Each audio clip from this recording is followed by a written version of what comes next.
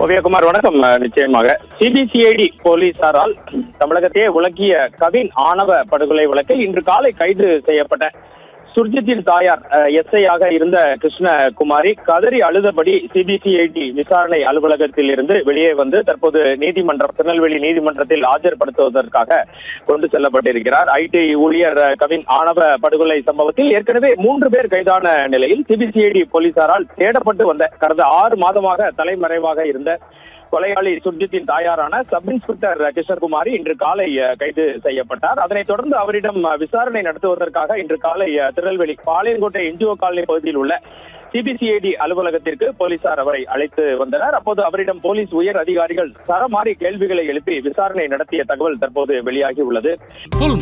காலை 9 மணியிலிருந்து இரவு 12 மணி வரை மே 31 ஒரு நாள் மட்டும்.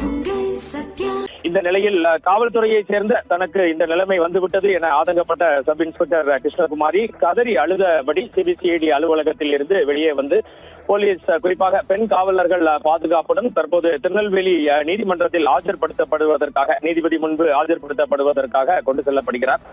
தொடர்ந்து இந்த விசாரணை முடிந்து அவரை கோர்ட்டில் ஆஜர்படுத்தி நீதிமன்ற உத்தரவுப்படி அடுத்த நடவடிக்கைகள் இருக்கும் என தெரிகிறது.